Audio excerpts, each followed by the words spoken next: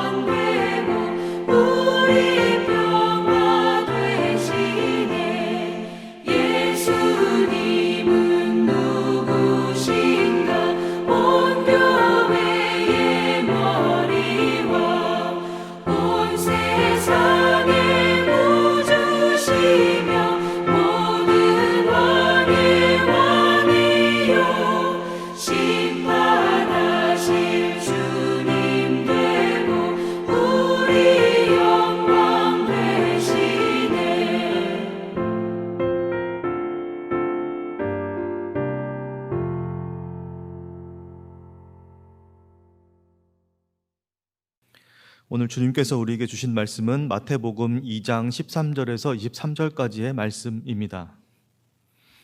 그들이 떠난 후에 주의 사자가 요셉에게 현몽하여 이르되 헤롯이 아기를 찾아 죽이려 하니 일어나 아기와 그의 어머니를 데리고 애굽으로 피하여 내가 내게 이르기까지 거기 있으라 하시니 요셉이 일어나서 밤에 아기와 그의 어머니를 데리고 애굽으로 떠나가 헤롯이 죽기까지 거기 있었으니 이는 주께서 선지자를 통하여 말씀하신 바 애굽으로부터 내 아들을 불렀다 함을 이루려 하심이라.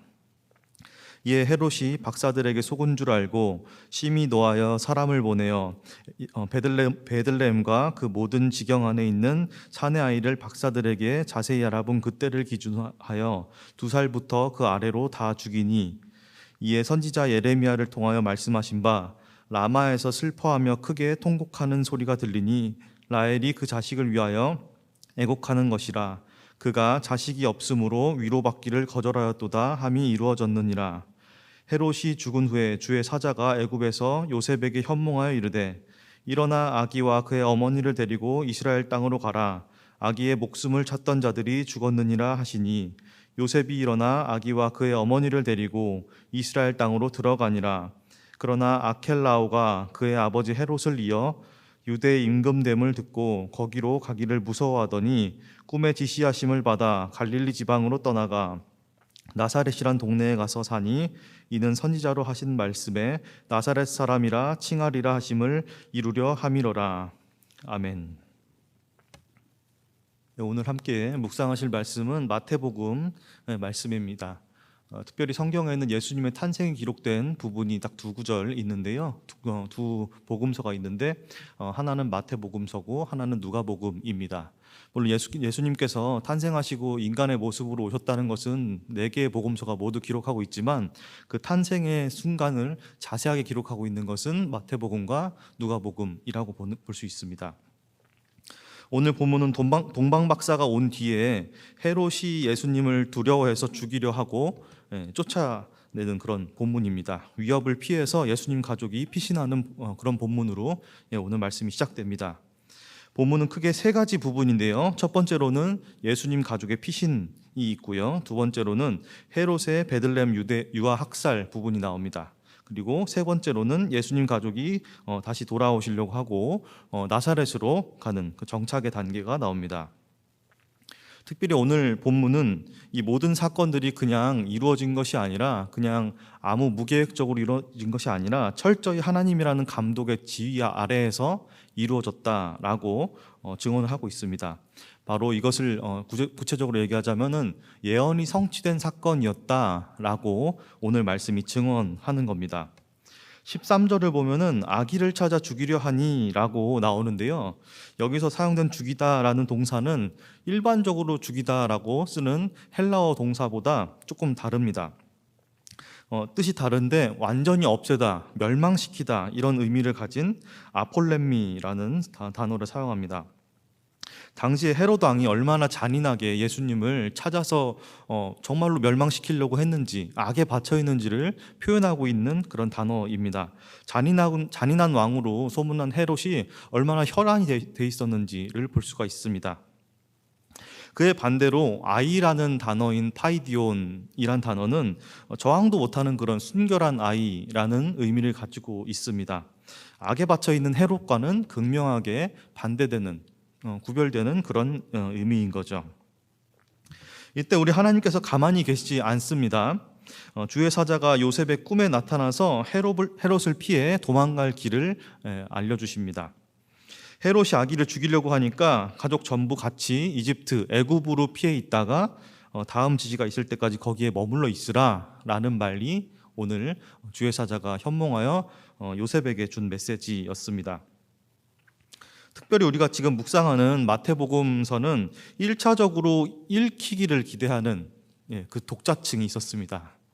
이 마태복음서를 처음 작성할 때, 처음 써 내려갈 때, 기록을 할 때 이 복음서가 어떤 사람들에게 읽혀야 한다라는 주된 독자층이 처음에 있었다라는 말입니다. 지금 우리가 보는 것은 한글로 번역돼 있고 이미 다 편찬이 돼 있는 책으로 우리가 보는 거잖아요.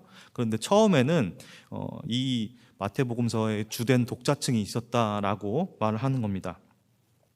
이것은 사실 4개의 복음서가 마찬가지인데요. 각기 조금씩은 다른 상이한 독자층을 가지고 있었습니다.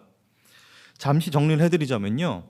그 마가복음은 처음에 마가복음부터 말씀드리겠습니다. 복음서 4개의 복음서 중에 가장 먼저 기록된 복음서가 마가복음일 것이다 라고 학자들이 다 대부분은 추정을 하고 있습니다. 마가복음은 베드로의 영적인 아들이었던 마가가 기록을 했죠. 그 마가를 중심으로 한 마가 공동체가 존재했다라는 건데요. 4개의 복음서는 각기 그 저자의 이름을 딴 그 저자를 중심으로 한 공동체가 존재했다라는 것을 알 수가 있습니다. 그 마가 공동체에서는 로마인들이 많았습니다. 그 마가란 이름부터가 사실 요한이라는 히브리식 이름의 마가라는 로마식의 표현이었습니다. 마가라는 것 자체가 로마식 이름이었고요. 그래서 마르코라고도 읽을 수가 있습니다. 이 마가복음서는 1차적으로 로마인들을 대상으로 썼기 때문에 로마인들이 알아듣기 쉬운 그런 단어와 비유들이 많이 있었습니다. 누가복음은 어땠을까요? 누가 자신이 그리스 헬라인 출신의 의사였습니다. 그래서 이방인으로부터 이방인이었다가 개종한 그런 의사였기 때문에 1차적인 독자층이 바로 그리스인, 헬라인이었습니다. 당시에 헬라인들, 그리스 쪽에 사람들이 굉장히 많이 살았기 때문에 당연히 이 이방인들을 위해서 복음이 설명되기 위해서 이렇게 작성됐다라고 볼 수가 있습니다.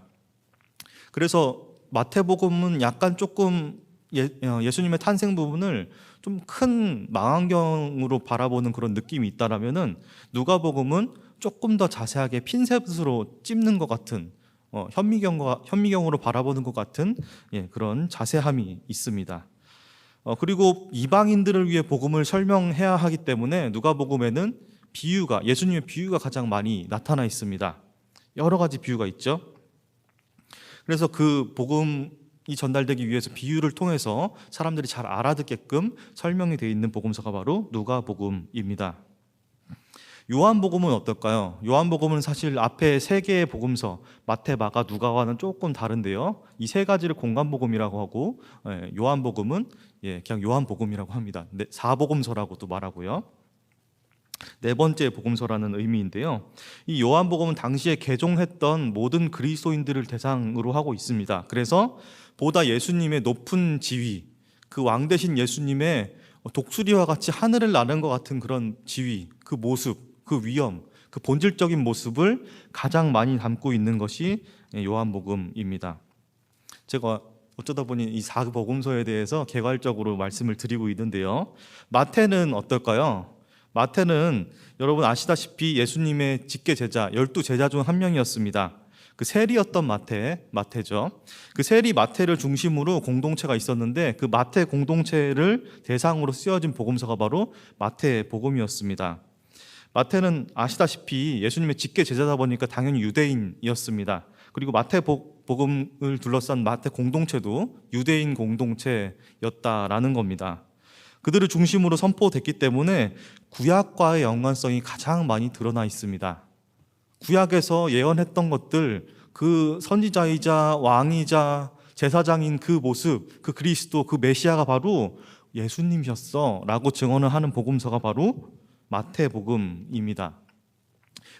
구약의 인용도 가장 많이 나오고요. 오늘 말씀에서도 15절에서는 호세아 말씀 인용되고 18절에서도 인용이 되고요. 그리고 23절에서도 인용이 됩니다.